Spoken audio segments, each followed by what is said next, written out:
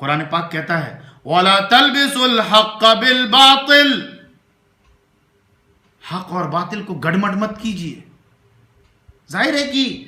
قرآن کی بہت سی آیات ہیں خاص پس منظر میں اتاری گئی ہیں، لیکن الفاظ قرآنی کا جو عموم ہوتا ہے وہ عموم ظاہر ہے اصول یہ ہے کہ ان العبرۃ بعموم اللفظ لا بخصوص السبب، تو ولا تلبسوا الحق بالباطل،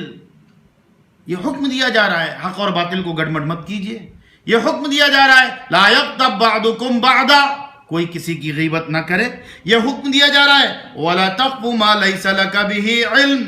جس چیز کا آپ کو علم نہ ہو اس کے پیچھے مت پڑیے۔ جائزہ لیجئے، اپنی مجلسوں کا جائزہ لیجئے، اپنی محفلوں کا جائزہ لیجئے، اپنی نشست و برخاست کا جائزہ لیجئے، اپنی تحریروں کا جائزہ لیجئے، اپنی سوشل میڈیائی گروپوں کا جائزہ لیجئے۔ قسم بخدا کہتا ہوں اس وقت سب سے زیادہ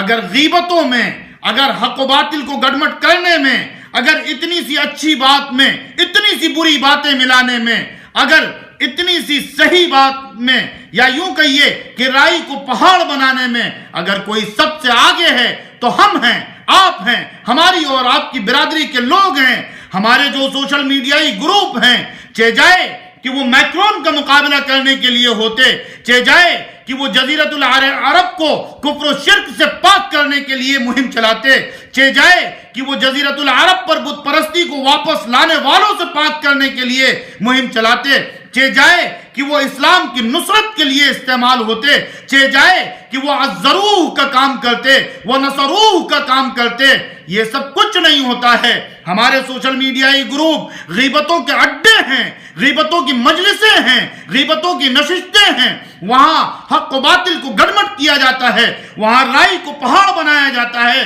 وہاں اتہامات لگائے جاتے ہیں، وہاں تہمتیں لگائی جاتی ہیں، وہاں پگڑیاں اچھالی جاتی ہیں۔ ہمارا موبائل ہے، ہماری انگلیاں ہیں، ہم تمہاری عزت سے کھیلیں گے، ہم تمہاری پگڑیاں اچھالیں گے، تم ہماری عزت سے کھیلو، تم ہماری پگڑیاں اچھالو۔ بھول جاتے ہیں کہ حضور پاک علیہ الصلوۃ والسلام نے فرمایا کہ جو کسی مومن کی ستاری کرے گا اس دنیا میں، اللہ بروز قیامت بروز حشر اس کی ستاری فرمائے گا۔ یہ حدیثیں کس کے لیے، یہ آیات کس کے لیے، یہ اخلاقیات کس کے لیے، یہ تعلیمات کس کے لیے؟ آپ کا اپنا حال یہ ہے، اور آپ دنیا سے شکوہ کرتے ہیں کہ دنیا سیرت سے واقف نہیں۔ دنیا سیرت سے واقف ہے، سیرت کی انقلابیت سے واقف ہے،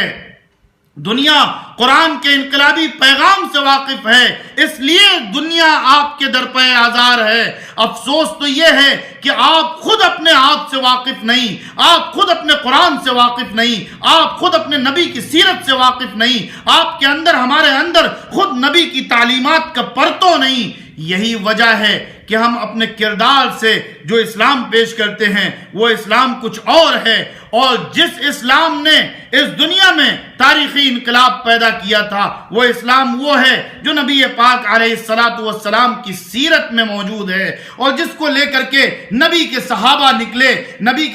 نکلے، نبی نے ان کو حکم دیا بشرو، وہ بشارتیں بانٹتے رہے، خوشخبریاں بانٹتے رہے۔ نبی نے ان کو حکم دیا وَلَا تُنَفِّرُوا، نفرتیں مت بانٹنا، نفرتیں مت پیدا کرنا۔ تو وہ اپنے اخلاق سے، اپنے کردار سے دل جیتتے رہے، خوشخبریاں سناتے رہے، بشارتیں سناتے رہے، لوگوں کو گلے لگاتے رہے، لوگوں سے ملتے رہے، لوگوں سے جلتے رہے، لوگوں میں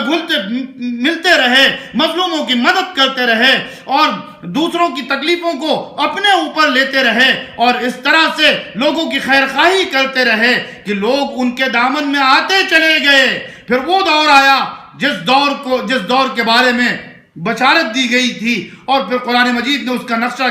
کھینچا، اذا جاء نصر اللہ، اذا جاء نصر اللہ، اذا جاء نصر اللہ۔ یہ دور آیا، قرآن نے یہ نقشہ کھینچا، لوگ جوق در جوق اسلام میں داخل ہوتے چلے گئے۔ حضور نے اپنے صحابہ کو حکم دیا تھا یسروا ولا تعسروا، آسانیاں پیدا کرنا، مصیبتیں مت پیدا کرنا، آپ لوگوں کے درمیان جائیے، قرآن مجید کو اسی قوت کے ساتھ پیش کیجیے، اسی یقین کے ساتھ پیش کیجئے، اسی اطمینان کے ساتھ پیش کیجئے، سیرت کی روشنی اسی اعتماد کے ساتھ پھیلائیے اس اعتماد کے ساتھ پھیلائیے کہ سیرت سب کے لیے ہے، نبی سب کے تھے۔ قرآن مجید میں صاف یہ بات ارشاد فرما دی گئی، وَمَا أَرْسَلْنَاكَ إِلَّا رَحْمَةً لِلْعَالَمِينَ، حضور پاک علیہ السلام کو سب کا نبی بنا کر کے بھیجا گیا۔ قُلْ يَا أَيُّهَا النَّاسِ إِنِّي رَسُولُ اللَّهِ إِلَيْكُمْ جَمِيعًا، اس بات سے لوگوں کو واقف کرائیے، لوگوں کے درمیان یہ بات پیش کیجئے، لیکن اسی اعتماد کے ساتھ، ڈیفنسو پوزیشن میں نہیں، اس اعتماد کے ساتھ کہ هو الذي ارسل رسوله بالهدى ودين الحق ليظهره على الدين كله ولو كره المشركون، اس یقین کامل کے ساتھ نبی کی سیرت کو لوگوں کے سامنے پیش کیجئے، عملاً نبی کے اخلاق پیش کیجئے، نبی کا کردار پیش کیجئے، سیرت کا پرتو پیش کیجئے۔